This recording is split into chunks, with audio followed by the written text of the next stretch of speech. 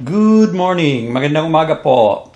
We're going to talk about, a lot of people right now are asking me about dual citizenship.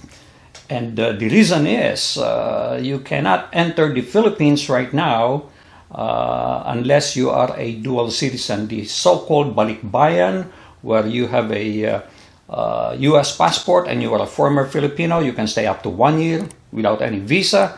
It's called balikbayan. And that is not available because of the pandemic. So everybody's asking me about dual citizenship. So that's what we're going to talk about, and I'll tell you how to get your dual citizenship. Stay with me.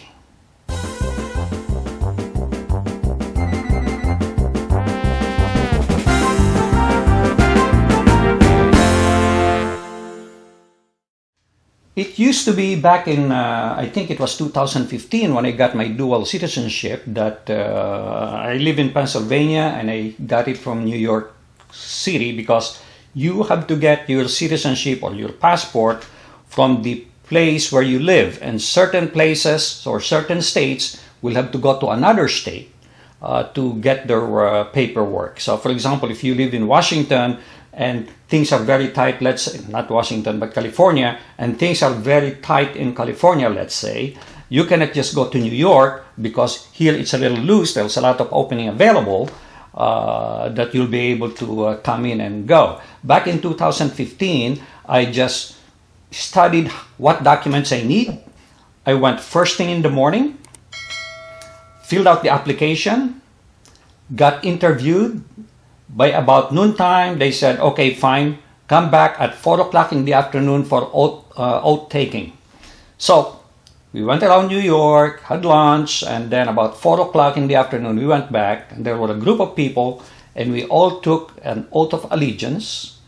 And lo and behold, before we left, we were handed our paperwork. We have our dual citizenship the same day. And that was great because I live two hours away from New York City. So things have changed. It's no longer the same. So I'm going to talk about it, and you will learn how to get your dual citizenship. Here is the procedure. Let's move on. All pre-processing applications are by email only. And you should send it to New York pcg.dual@dfa.gov.ph. I will also be including this link to the comment below. Look at the comment section below and it will be there, so you don't have to copy it or remember it. Interview and oath taking is by appointment only, which is about 5 weeks after complete documents are submitted. All original documents must be retained by the applicant and presented only during the interview when called. So make copies of all the originals, put together all the originals as if you're going to submit it. Make a photocopy of it and email it because you will bring the original with you when you go for the interview. Consulate may ask for additional documents, corrections to documents submitted, or the documents are complete as received, which means you're good to go. Consulate will notify the applicant of appointment date by text or email, and applicant must confirm appointment within 24 hours. Your telephone number and your email address will be in your application that you will submit so they can send you the communication. And remember, you have to confirm within 24 hours or you may lose your turn. So watch out for it. When you get the appointment date, make sure you confirm it. Bring the original and submit 2 copies of all the required documents. Remember all the documents that you just submitted? Make sure you bring the original plus make 2 copies of everything, including the required photos during the interview. Now, of course, you don't need 2 copies for the photos. What you will need is something else. You will need 3 original photos. After the interview, pay the processing fee of $50 for principal and $25 for each dependent child, followed by oath taking. By the way, we are not going to talk about children being included in this particular video. We'll just talk about one applicant. And the husband and the wife will have to apply separately if both spouses want to be dual citizen. And the $50 is very, very reasonable. Now, I heard that maybe some countries or some states, they have a different fee structure. So just inquire about that, okay?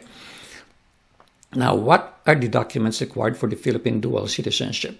Dual citizenship application form that you will have to prepare in advance, but do not sign it. Send it unsigned because you will sign that during the interview. PSA birth certificate, the original birth certificate that was issued to you when you were born is no longer good. They want you to get a PSA birth certificate, and it used to be called NSO. They just changed the name or the initials. It could be obtained online at www.psaserbilis.com.ph. I will also include this link down below in the comment section. Your latest Philippine passport if available. So if you saved your Philippine passport after you became a US citizen, make sure you bring it. Submit a copy of the data page of the Philippine passport, assuming your Philippine passport is available. The data page, that's the one that has your picture, your date of birth, your passport number, etc., etc. PSA marriage certificate if you're a married woman. Death certificate if you're a widow.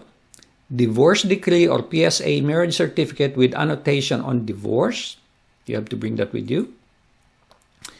U.S. naturalization certificate. Now, I heard a lot of people lost their naturalization or they did not save it. If you do not have it, you must obtain a certification from the U.S. Citizenship and Immigrant Services indicating that the applicant has obtained U.S. citizenship, including date of naturalization and certificate number. Now, I understand this could be expensive, like over $500 or thereabouts, okay? And bring your valid passport. Now, all these documents, make sure you make 2 copies of everything, okay? Except for the applicant's photo, you will need 3 colored 2x2 photos, plain white background, and no eyeglasses. So it should be a colored photo, no eyeglasses, and you should have a white background. There you have it. As you can see, it's no longer as easy as before. It's not too bad. In some ways, it's better because you will have to send your paperwork first. They will review it. If there's anything wrong with it, they'll communicate with you. When they say, okay, everything is good, you go in there, get the interview process going and show all the originals, and then take an oath taking, for example. I don't think you have to come back another appointment for oath taking and for your paperwork to be done.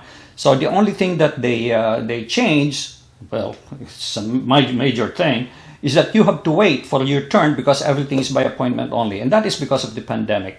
Now, is it going to return after the pandemic? I don't know. In some ways, it's better to have an appointment you're assured that you'll be taken care of right away and you don't have to go multiple times. And so in some ways, it's an improvement. In some ways, it's not, especially for those people who will need to go back to the Philippines right away. I also don't know, right now you have to be a dual citizen or a citizen of the Philippines for you to be able to go home. But you know what? I don't care because I don't care to go home right now because of all the tests that's involved and the quarantine requirement that's involved. I don't even care to go home at this point. Okay? So hopefully you learned something from this. Please do share it with others. I'll appreciate that very much. And if you haven't subscribed yet, please do subscribe. And please do make it a great day. See you on the next video.